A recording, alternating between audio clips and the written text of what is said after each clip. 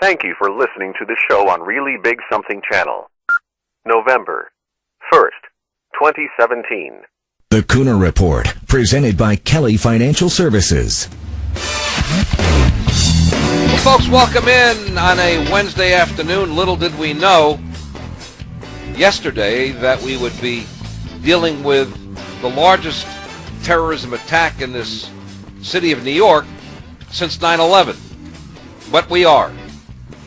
And I just think the disingenuousness of Andrew Cuomo and Bill de Blasio, governor and mayor of New York respectively, is something to behold. We are joined by Dr. Gerard Lamero. He is a premier political analyst in this country, predicted for many months before the election that Donald Trump would win, and in fact, obviously did, but he won with about the same number of electoral votes that Dr. Lamero predicted, and if Trump had gotten New Hampshire, which he should have, because of the corruption going on, he would have been within a microscopic number. He predicted 322, and Trump got 306.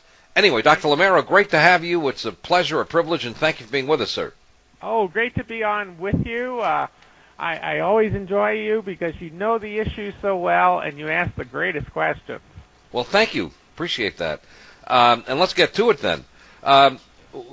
Obviously, you're here as a political analyst, so we will deal with the political side of it, even though Cuomo said that shouldn't be the case at this point. But you and I will. And I want to get to the big question of how this guy got into the country in the first place, which is by the diversity visa, commonly called the lottery visa, from Uzbekistan, which is a country that is a hotbed of terrorist training, as is Chechnya. We know that. And yet he comes in on a lottery when arguably that country should have been under a microscopic watch for people coming in. And if you do it by lottery, it's basically spinning the wheel that you might get a good guy, and in this case you didn't.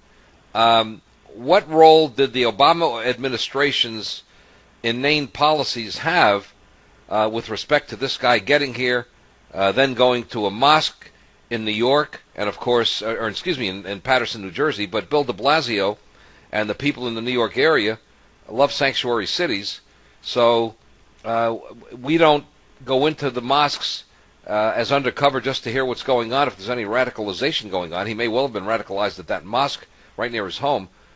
What do you make of what I think is a lax policy in the prior administration that allowed something like this guy to come forward and become a monster? Well, it's been called a suicidal policy by a nation to allow people in that have a high probability of not increasing the diversity as much as increasing the risk of terrorist attack. So I think suicidal policy is probably an appropriate term. Why would you want to let people that have a high probability of this get in? Not only that, this fellow was encountered our authorities a couple of years ago and wasn't locked up, wasn't deported then.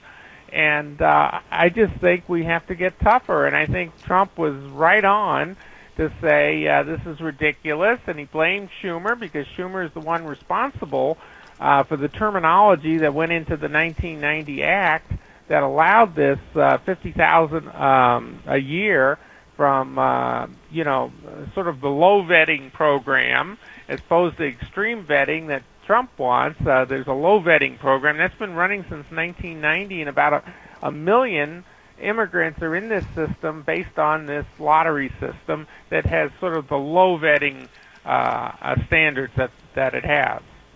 You know, and it just crossed my mind that Nadler was there, the congressman who voted for the Iran deal. Iran is an exporter of terrorism, would love nothing better than to have terrorists come over here and cause havoc, although this guy didn't do it as a result of being connected to Iran. It was ISIS, and ISIS and Iran are bitter enemies. But it's again a reminder of a lax policy that somehow we're supposed to tolerate all of this. And even on the left, just a side note, they think we should tolerate North Korea having nuclear weapons. It's becoming, and all of that kind of melds together as a series of policies that makes this country squishy, nervous, and an easy target for especially for soft targets like the one yesterday. Right. Well, it's basically a different political philosophy. It's a philosophy that if you treat them really nice, maybe they'll treat you nice back, and you can't be tough with them because they might be tough back. And I have to mention the Iranian situation because it's so closely related to this, and the fact that this week we hear the head of the IRG in Iran talking about how they can now destroy all U.S. bases in the Middle East because of their missile technology. Well, the missile technology they enhanced and improved as a result of the Iranian nuclear deal that Obama put in place, which to me was a treaty since it involved 6 nations. It was never approved directly by Congress. It only sort of haphazardly or half-heartedly, I should say, got through because of the Corker effort. So at any rate, we see this lackadaisical approach to real threats to our national security, and I think Trump sees it the opposite way, where we need to be tough, we need to be a leader, and we have to vet these folks, and we can't just let anybody in. We need to do things to protect ourselves. I wonder whether this will lead to any change politically. The problem is, of course, Democrats want people coming in because the theory is that they're at the lower economic levels and they'll become Democrats down the road because they want big government programs. So they'll look askance at this. That's why when Cuomo just said within the last hour that he doesn't think it should be politicized, the fact is his very policies, along with de Blasio, are the kinds of policies that are allowing these people into the country, but their party wants these people coming in because most of them are going to be voters for Democrats, and if you have to tolerate a few deaths like yesterday, then so be it. The political gain for the Democrats to them is more important than saving the lives. That's my sense of it. Well, unfortunately, I think you're right. I really think they're willing to risk our country's national security, American safety, just for the fact they want to remain in office and keep their party in office a little bit longer. Because they do want to have open borders. That's clearly what they want. They do want to allow a lax policy of allowing lots of people in who are ignorant, unprepared for work, on and on. Probably candidates for welfare, because having a whole bunch of new dependent people, who are dependent on government welfare programs will tend, in their view, to help them get reelected or to get new people elected, and they are hurting at the ballot box. We know that. They've never been this bad off since the 1920s, the Democratic Party. They have so few offices that they currently hold. They want to reverse that, and the way you do that is try to change the population, and you do that by making it easy to get in for people that are ignorant, don't have skills, don't have jobs. I mean, we're not allowing in people who are graduates of medical school or graduates of engineering schools. We're allowing people to come in. This guy, this terrorist, did his work as an Uber driver. So he was sort of the equivalent of a taxi driver in that, but he didn't even have a hack license, I don't think. He just, did one of those Uber jobs. So, and I'm not knocking Uber by any means. I think it's a wonderful innovation for people that need to get transportation. But it wasn't a medical doctor they were allowing in. They were allowing in somebody who has, as we see in the evidence now, pledged his allegiance to the ISIS state. Ridiculous. Yeah, that's a big part of this. Basically changing the visa system to vetting people, which, as you said, the president wants people who are coming in who will contribute to the country, merit-based rather than lottery-based, which makes a whole lot more sense because you then wind up with these unknown quantities. Now, this guy got, according to the reports so far, was radicalized domestically, according to the officials in New York City. We know he pledged allegiance to ISIS. The note that was found, something along the lines of ISIS will live forever, and that was why he did it, and Allahu Akbar was his screaming that he did at the time of the event. So that's another problem, obviously, and we have an ongoing kind of melees in this country. I mean, it gets talked about and then it goes away. But he was radicalized domestically. So what that means to me, and I'll get your thoughts about this, is that since that mosque that he attended was right down the street from his house, and it happened with the Tsarnaev brothers, they got radicalized, at least in part, at a mosque in Cambridge, Massachusetts. So what do we do about that? Because we know here in Boston, the older Tsarnaev went to Chechnya, got radicalized there, but also attended the mosque in Cambridge as part of the Boston Islamic Society.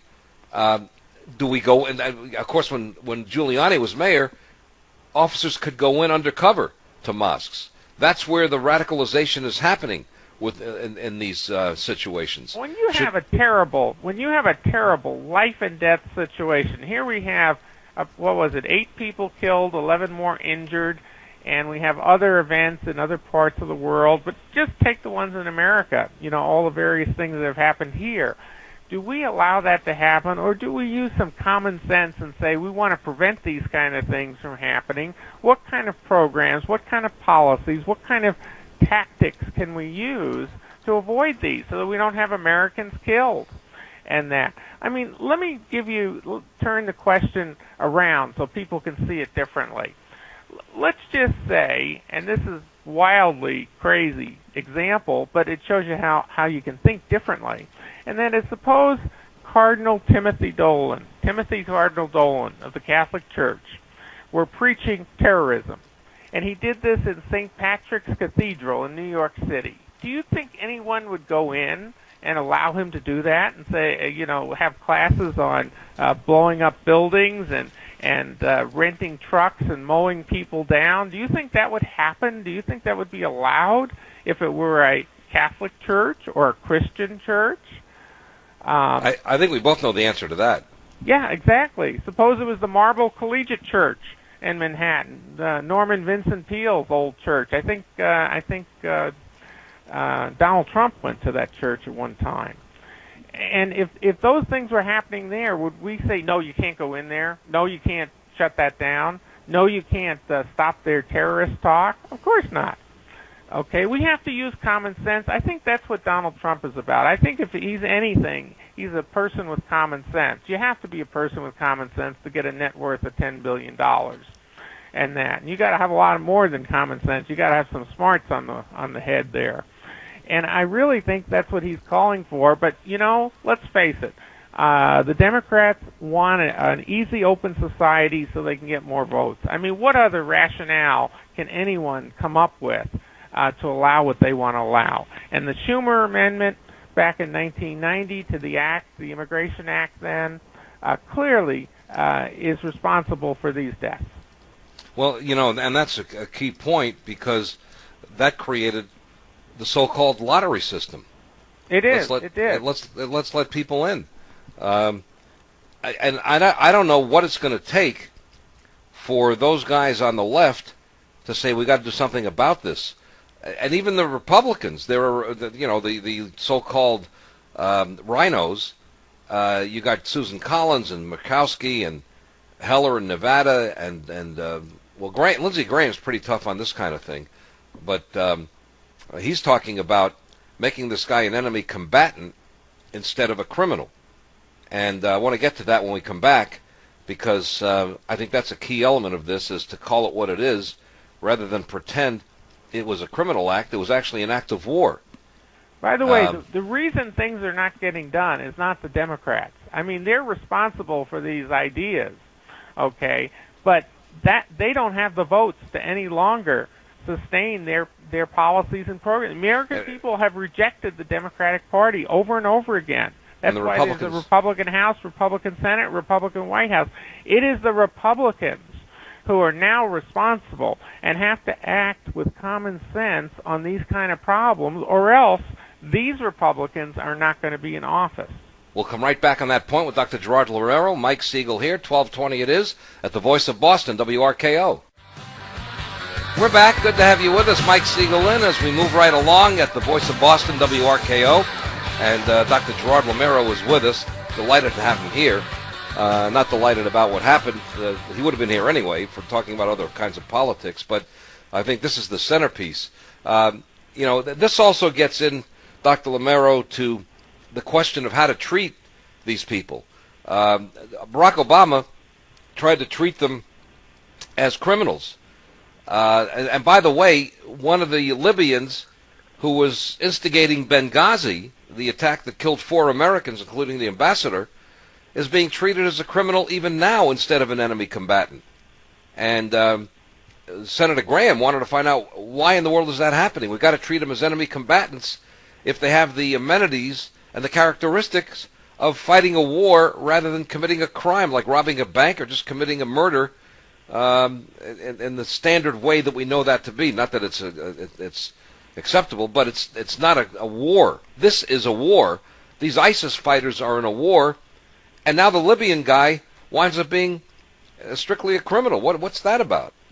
Well, I think that goes back to removing a lot of the leadership, the senior leadership in our military under Obama. The generals that went out the door were forced to retire, were relieved of their commands, and that because basically he was trying to find military leaders that would follow his political philosophy. And I think you have a number of them in there now that they even hesitate to use the word terror. And I think the Benghazi example is one such case. This philosophy that let's not treat this as a war, and it won't be a war. It can just be, somebody not doing nice things. They just had a bad day and shot a few people, or whatever. And I think that is another mistake. It's part of the political philosophy of appeasement.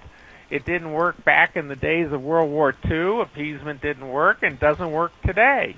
It's a recipe, as some people say, for suicide for a country to follow this kind of policy.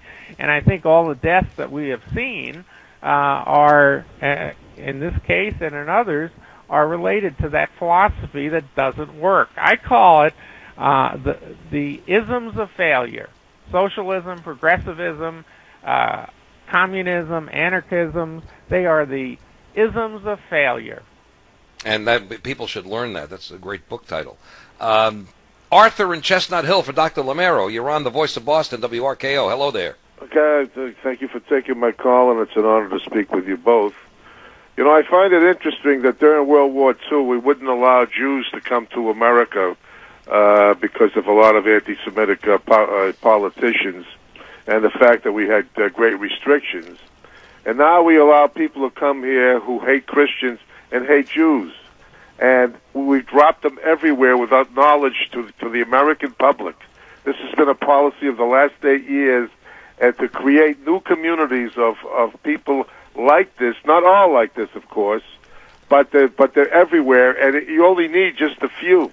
And they're not lone wolves, they're lone Muslims, and then they're not lone. They're all indoctrinated with hatred for America and for our way of life, and they hide behind some warped sense of God. Thank you very much. Well said. Couldn't add to it. Dr. Lamero, your thoughts? I think the gentleman is right on. I think he's got it placed right. We also are in a situation now where roughly the number of Muslims in the U.S. Is about the same as the number of Jews, or exceeding it, which is rather remarkable, too, when you think of our Judeo-Christian heritage. But that's how many immigrants have been allowed to come into the country, where it's actually affecting, if you will, the cohorts, the demographics of the nation. And I think that's purposeful on the part of the Democratic Party, again, for the reasons we gave earlier. Let's go to Jerry on the Cape. Jerry, very quickly, got about a minute and a half total, so go ahead at WRKO. Thanks for taking my call, guys. De Blasio and Cuomo, those two phonies, lying yesterday to our faces about it being a lone wolf attacking, nothing to do with Islam. This is what's wrong in this country, is our weak, feckless leadership. And the answer to this is to stop allowing immigration from countries which practice Sharia law, and we have to target all the Wahhabi and Salafist sects in Muslim mosques here in this nation. That's the only way we're going to stop it, gentlemen. Dr. Lamero, 45 seconds. Go. I think that he's right that it wasn't a lone wolf. I think that this is a kind of dispersed conspiracy. They may not take direct orders for what day they're going to do something, but they are given general orders that are given at various times about, rent trucks, mow down people, use knives, carve up people. So I think they do have. It is not a lone. It is not someone who's just gone off the deep end and is a nutcase. These are people who have a philosophy, and the philosophy is violent. And some people say not all Muslims are. I don't know how many are, how many aren't.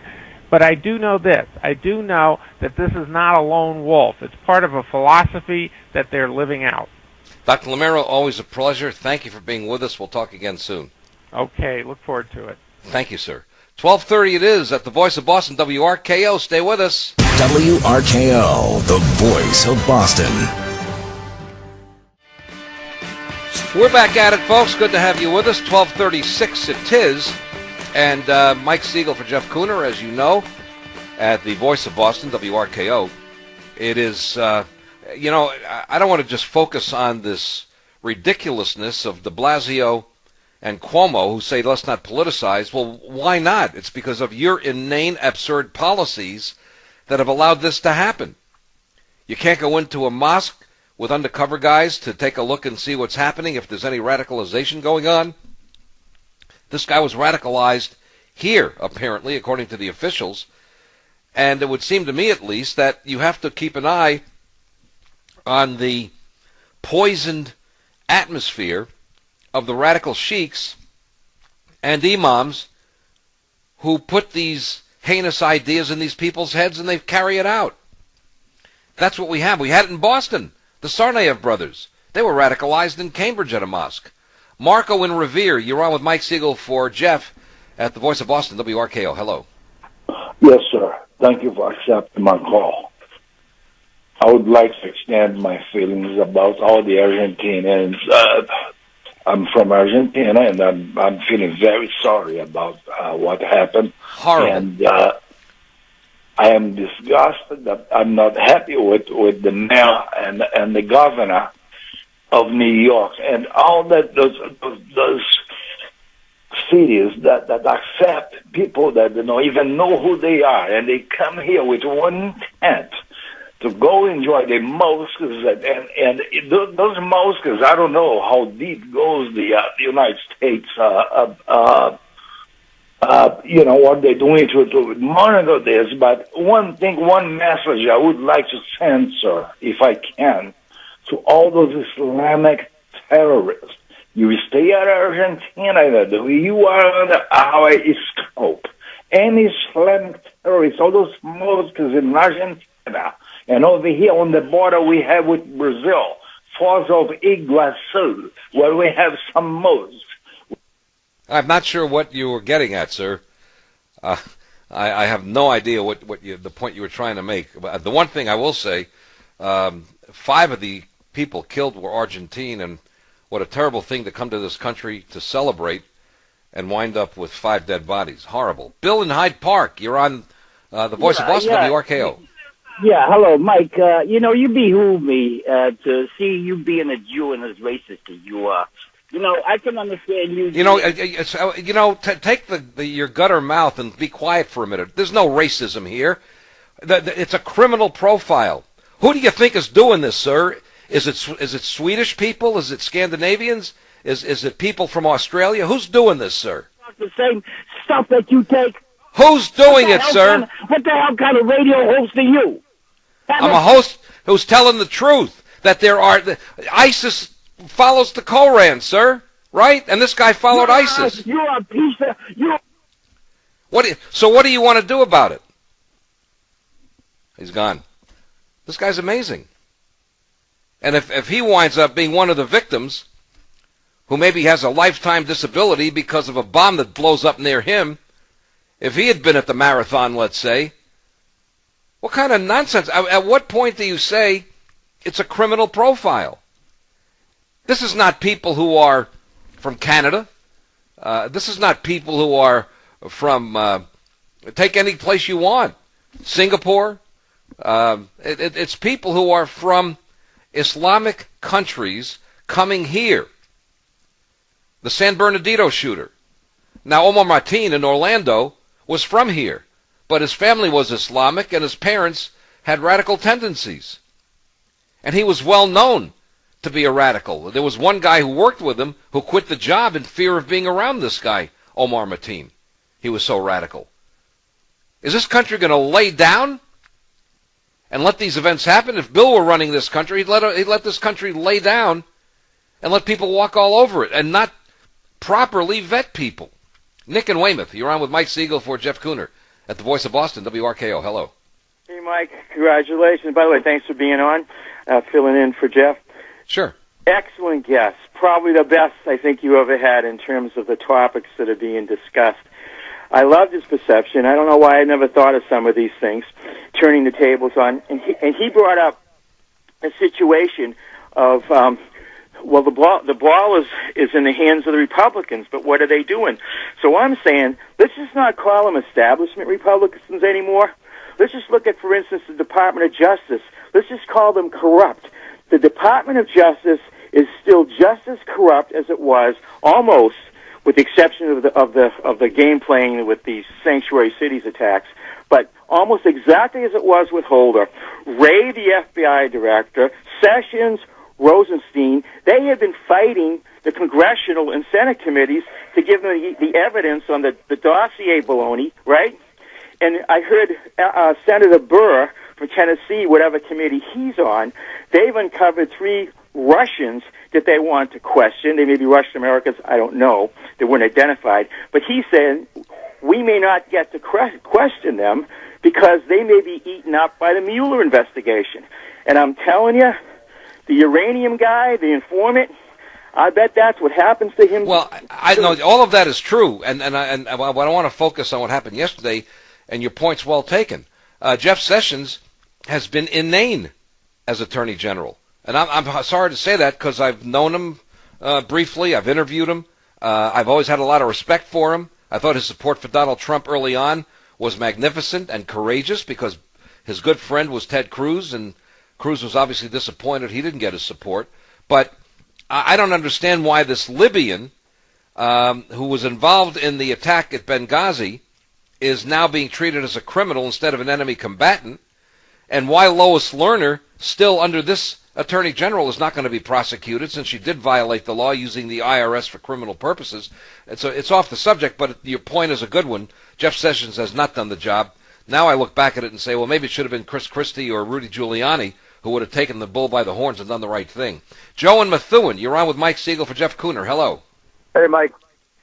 So if yesterday's atrocity took place with the AR-15 with the bump stock, do you think that de Blasio and Cuomo would be politicizing it?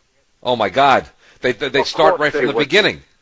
Right from the beginning. They don't want to politicize this because they're cowards crawling on their bellies to radicals and letting them walk on them. That's what they are. At every chance they get, they use an opportunity to politicize it. It forwards their agenda, and now that it's not going to forward their agenda, they're like, let's not get involved in politics here. Let's just treat it as an unfortunate event. That's a bunch of BS. It's their policies that created this guy. I mean, that's the bottom line. Thank you for calling, too. Let's go to Andrea in Weymouth. Hi, Andrea. You're on with Mike Siegel for Jeff Kuhner at WRKO. Hi, Mike. It's nice to speak with you. Thank you. So last night I heard Congressman Steve Lynch, my congressman, saying on television he was, thank heavens that the perpetrator didn't have a weapon. Now, neither Senator Markey nor Senator Warren commented. What do you mean? I just want to ask you something, Andrea. What do you mean he didn't have a weapon? Apparently, he killed 8 people with a vehicle. Was that vehicle not a weapon? Correct. So I called his office this morning, and I asked them to have him put forth an amendment or a bill or whatever to, we want to ban trucks. Then I checked with Warren's and Markey's offices to find out if they'd made comments at all, and they hadn't made comments at all. So I suggest the same thing. And I always leave my name, and I always tell them I want a letter. And I always tell them I want the letter to be specific to why I've called. I guarantee when I get the letter, it's going to say, thank you for contacting my office. Unfortunately, we don't agree on this issue, but I'm working on behalf of the American people. I think more people, despite the fact that it's frustrating, need to call, and we need to point out that a truck is a weapon, and if they want to talk about banning weapons, meaning guns, then they need to talk about banning any kind of weapon, and that's pretty much anything. It's a can of peas, for crying out loud, as a weapon if it's put in the hands of an idiot who wants to pummel you in the head. Well, so, I listen. You're speaking to the choir. I agree with you, and these people just don't get it. But don't forget, they are anchored down with their crown of thorns by the fact that they want the votes of illegal aliens who will vote someday, and that's the bottom line, and that's why they do it. John, in a car on the South Shore. John, you're on WRKO, the voice of Boston. Hey, Mike, it's good to hear your voice on the radio again, first of all. Thank you. And I wanted to say to the caller from Hyde Park that really jumped on you, you know, it deserves to be someone like him that it happens to, and not the wonderful people that ended up getting killed. That's a shame. I know people aren't going to like to hear that on the radio, but that's how I feel. I'm a guy that I have no problem drawing lines in the sand and picking sides. Your guest was incredible. He stole a lot of my thunder. But I have to tell you, I will add something to the conversation. Right here in Massachusetts, I know firsthand how, for example, in the jails and prisons, how we bend over backwards, and your tax money and mine pays for radicalized imams to come into the jails. And you wouldn't believe everything else that we do for the Muslims that are in the jails. It's off the charts. And the other thing I want to say is, as far as people using the sexy word politicizing, this is all, like your wonderful guest said, this is all can be boiled down and pointed to Democrat and liberal thinking. There's no argument about it, whether you're a bigot, whether you're a racist, any of those bad words. That's a separate argument. You can argue and point directly to liberal and Democrat policies. Right, but I understand, but you'd be a racist. Thank you, John, and the point's well made. You'll be a racist if you just say all Islamic people are banned. That's racism. All people of a group are banned. We're not saying that. There needs to be proper vetting. There needs to be inspection undercover of mosques that are teaching radical, vicious ideologies. That's what's needed. And quickly, let's go to Tom in New Jersey. Hey, Tom, you're on WRKO. Hey, God bless you, Mike. Thanks for filling in again, as always. Hey, Mike, we have to, Mark Levin, I'll give him credit for this. He was talking about this outrageous immigration program last night called the USA Green Card Lottery. What they do, if you can believe it, in this day and age, our immigration policies, we're allowing 50,000 people in just to fill pigeonholes from various countries that we want representation from. Mike, this is outrageous. Yeah, it's a lottery. It doesn't vet the person. They get a number. Schumer's program, Charles Schumer, 1990. It's unbelievable. We should put a 1 million man march on Washington and tell them we want programs like this. We want to be safe, not open and diverse. We want to be safe. We can have people of different backgrounds as long as they want to come here to contribute and protect this country, not destroy it. Thank you for calling. Good to talk to you. Andrew and Quincy, you're on WRKO. We got 1 minute. Go right ahead, Andrew. Yeah, hi, Mike. How are you? Good. Just quickly, one very simple solution or improvement that could have allowed this tragedy to be avoided. All Uber drivers should be fingerprinted and registered under another. Uber drivers and other drivers should be fingerprinted, registered, and under police supervision, like cab drivers are in Boston. The Hackney Police Department has a record of every cab driver, his phone number, his fingerprint, his email, and they can reach him anytime, 24 hours a day. The same should be done with Uber drivers. And the question is, why wasn't? Why Uber has such a strong sway that at cost of public security, their drivers are exempt for fingerprinting? Please tell I don't me. know. That's a good question. And I guess the answer is politics. They contribute to campaigns, and they're a very wealthy company. They're doing in the billions, and they're an overseas company. So I don't. It's a good question, though. They should be fingerprinted. They should be tracked like any other public transportation person. Mike Siegel for Jeff Kuhner at the Voice of Boston, WRKO. It's 12:50. Back to your calls right after this. And we're back in. Good to have you with us at the Voice of Boston, WRKO. Mike Siegel for Jeff Kuhner. 12:54 it is.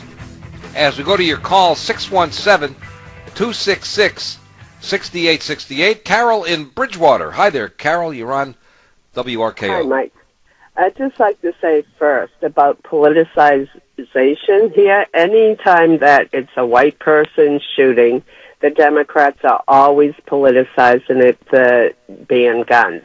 So they have a nerve. What was the first thing their hallowed leader, the criminal Hillary Clinton, did? I don't call her a crooked, because being crooked doesn't mean you're a criminal. To my mind, she's a criminal. So the criminal Hillary Clinton came out within about 4 seconds after the Las Vegas attack, and what did she do? She turned it into a gun control issue. So now this guy Cuomo, this disingenuous, his father was a liberal, and his brother over there at the CNN, the crap news network, which is what I call it, the two of them are so far left, their father would be embarrassed by them, for God's sake. Right. Mario Cuomo was a traditional liberal. Then we need to look at the fact that right now, who we bring in should fit in our culture. It's to embetter our country. It's to make it more profitable, a better culture.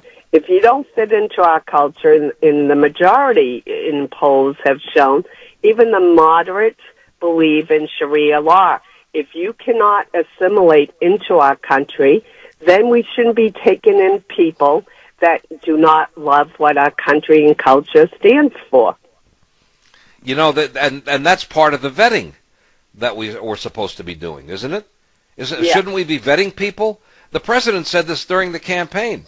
We want to as a matter of fact, he said very specifically, we're going to build the wall, and there will be a big door in the middle of the wall. It was an analogy. It wasn't literal, but the point he was making was there'll be a big door in the middle of the wall for people to come in who want to be here, who are going to contribute to this country, and he's talking about merit-based immigration.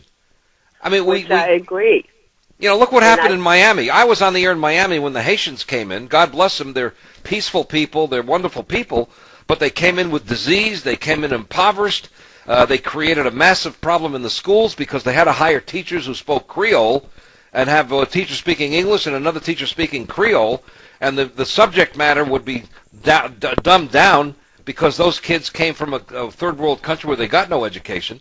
So we've let people in who have brought this country down. The Mariel boat lift, the Marielitos. I was in Miami then, and there were people coming in who were just the shootouts all over Miami.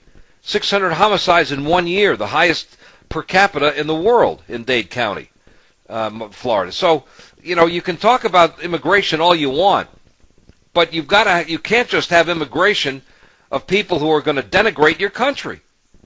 When the Cuban revolution took place, Castro took over, who came here immediately? It was doctors and professors and lawyers, accountants, teachers. The first wave of Cubans were the kind of people that would contribute. Then when you had the Mariel boat lift, Castro emptied out his prisons, he emptied out his psychiatric institutions, and mingled those people in with legitimate people coming here. And then Jimmy Carter said, let them all in, 125,000 of them. And who knows how many were bad guys, probably 20% of them were bad guys, 25,000. And then just watch Scarface, the movie. And it's that kind of mentality that started taking over in Dade County. I was there. I was living it. I could see it. That you had the Colombian cocaine cowboys, you had the Mariel boat lift drug dealers, and the people who had been there, the indigenous population of all backgrounds, African American, white, whatever, all backgrounds, Hispanic. They were all living in fear because you had this horrifying situation of letting people in who should not have been let in. And Dade County is still paying for it to this day. It's with a $900 million bond issue for public schools. If we keep doing this, we will keep denigrating this country. And more importantly, we will keep causing the kinds of incidents that took place yesterday. You know, it's often said, I believe the Cuomo and de Blasio talked about the fact that there were 24 incidents of terrorism stopped in New York City over a period of time. Guess what? Only this 1 out of 25 had to be successful. We have to be successful 100% of the time. The terrorists have to be successful 1/1000th of the time. 9/11 was that example. And we're still living with it. Mike Siegel here for Jeff Kuhner, 617-266-6868. We come back on the other side of all the latest news at the Voice of Boston, WRKO. The Voice of Boston is you. 680 WRKO Boston, 93.7 WEEI HD2 Lawrence, Boston. It's 1 o'clock.